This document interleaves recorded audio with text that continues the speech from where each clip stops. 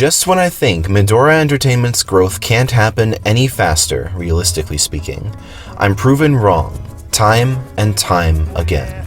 It's not even been a year since we hit 7,000 subscribers, and yet we're already at 8,000.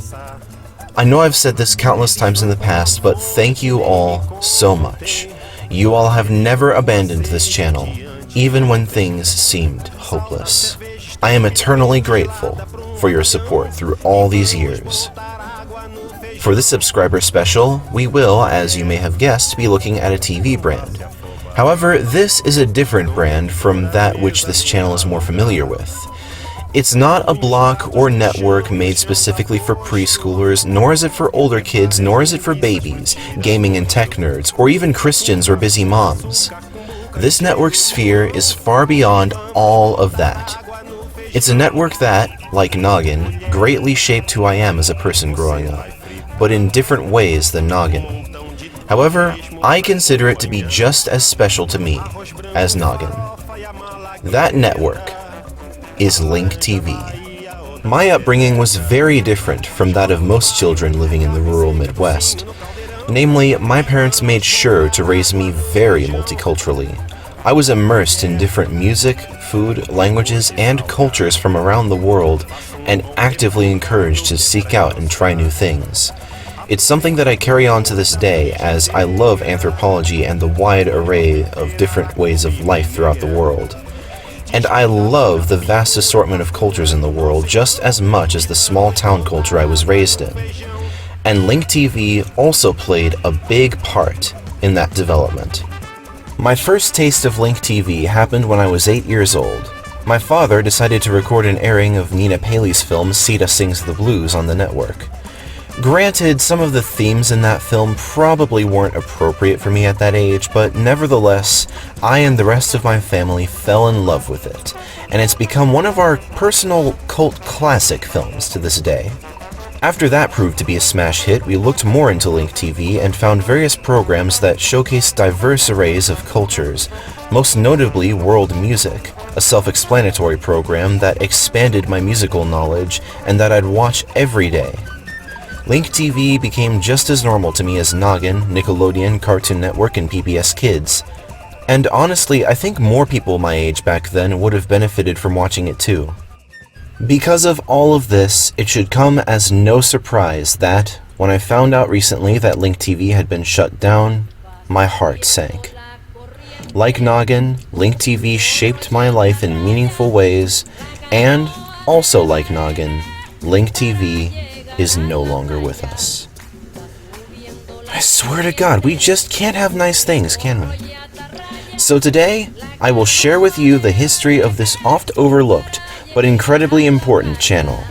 And I don't just mean important to me, but also culturally important in general, as I think people would benefit greatly from watching networks like it.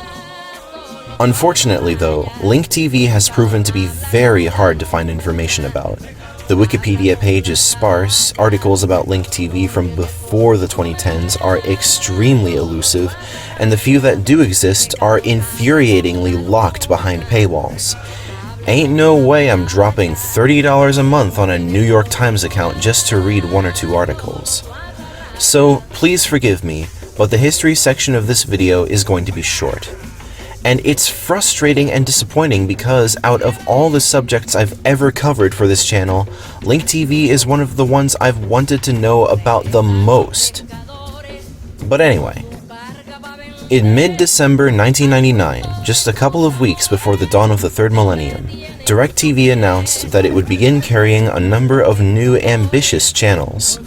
Among them were PBS-U, a digital channel that was basically PBS's answer to the Great Courses, and WorldLink TV, a channel dedicated to global perspectives that were not widely broadcast on American television at the time.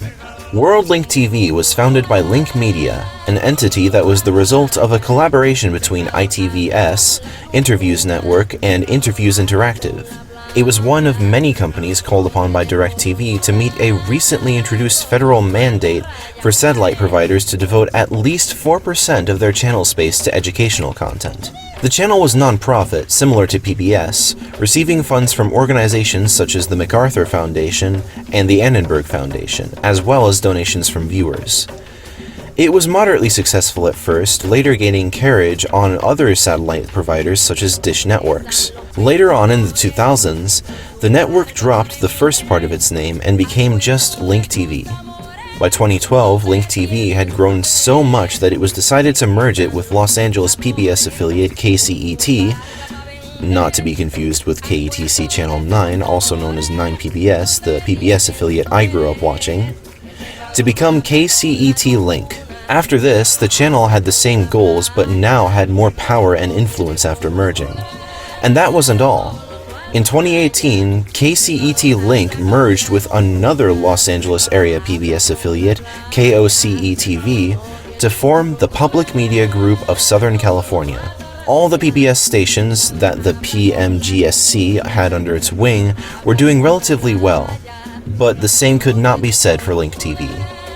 It's unclear exactly why, but financial problems were hitting Link TV hard over the next 5 years after the big merger, and by the end of 2022, Link TV could no longer operate its satellite services. It was pulled off of DirecTV on January 13th, 2023, though it managed to hold on for a few more months until being pulled off of Dish Networks in November of that year, ending a near 25-year run. Like I said, it was hard to find information about Link TV, but I would guess that the problem Link TV faced at the end of its life was the same thing that other organizations like PBS face: the shift away from traditional television. The major difference is that while PBS has invested heavily into digital outlets for their services, Link TV did not do it to nearly the same degree. They had a YouTube channel, and many of their programs could be found on platforms such as Netflix and Hulu, but they don't seem to have done much more than that. So Link TV definitely should have given itself more digital outlets if it hoped to survive longer into the 2020s. But in any case, Link TV was a horrible loss, and I'm glad I was around to witness it, and to have it influence my life in such an amazing way. Let me know in the comments, were you lucky enough to watch Link TV? If so, what were your favorite shows? What else do you think they could have done to survive longer into the future? Anyway, thanks for watching, and thank you all once again for bringing this channel to 8,000 subscribers. You know, I mentioned earlier that there were times when things seemed hopeless for this channel, but I guess they only seemed hopeless to me. To you, my fans and subscribers, they were only momentary setbacks, because you all stuck around and kept supporting Medora Entertainment despite it. So thank you all, not only for subscribing and supporting this channel, but for knowing to never give up hope, and for reminding me to never give up hope when I felt like I might. This channel, and indeed my life, would not be the same without you. And as always, stay tuned.